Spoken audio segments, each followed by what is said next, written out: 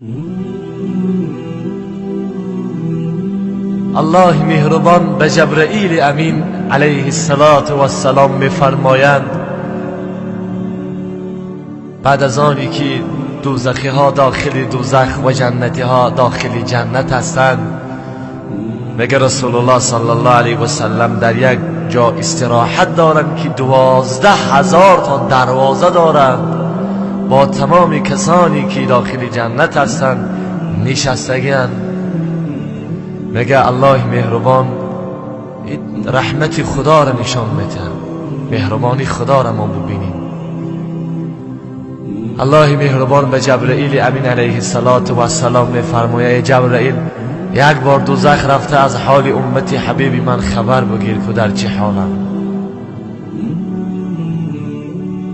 خداوند میداند که در چه حالند، ولی جبرائیل امین علیه السلام میفرستند. حکمت میبینی.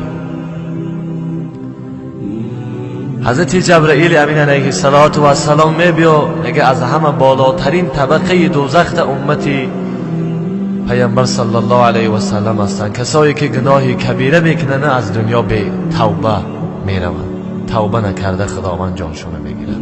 خداوند به هر یکی ما و شما توبه نصوحا را نصیب بگردانه. وقتی که امت جبرائیل امین علیه السلام میبینن دیگه فیغان میکنن، گریه میکنن، ناله میکنن، داد میزنن تو چی هستی، کی هستی که اینقدر صورت زیبا داری؟ میگه من جبرائیل هستم. میگن همون جبرائیله که با محمد صلی الله علیه و سلم وحی می آوردی؟ میگه آری من همون هستم. میگه رسول الله از حال ما آگاه هست؟ میگه نه آگاه نیست، من خداوند فرستاد که از حال شما با خبر باشم. میگه برو به رسول الله صلی الله علیه و سلم حال ما را بیان بکن، بگو که امت روسیاهد تمام جاشون دوزخ سوخته، بجوش میگه بجوز همون پیشانی هاشون که جای سجده هست.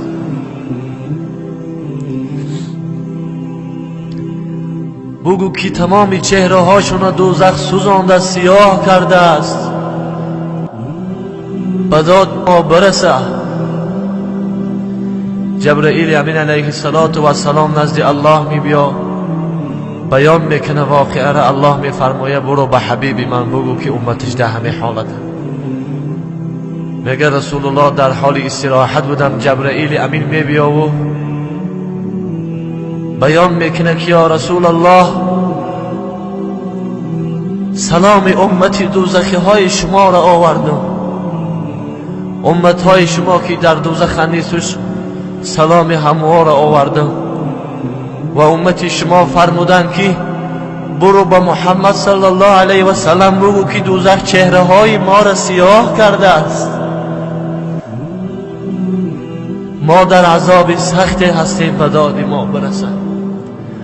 رسول الله صلی الله علیه و سلم وقتی میگه این سخن میشنون در جنت گریه کنان میبرای به عرش خدا میره، به ته عرش خدا میره، چنان خداوند ستایش میکنه که خدا راضی میشه، میگه برو هر کی را میخواهی از دوزخ آزاد بکن.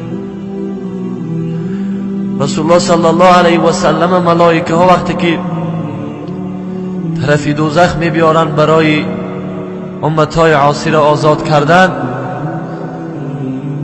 ملائکه های دوزخ وقتی رسول الله صلی الله علیه و سلم میبینن از حیبتش میگریزن.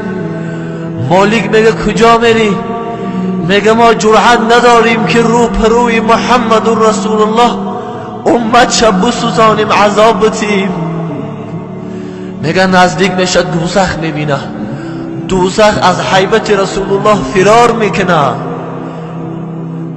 بشناسیم ما قدر منزلت شخصیت بزرگواره. دوزخ از رسول الله فرار میکنه. مالک میگه وایس کجا میروی؟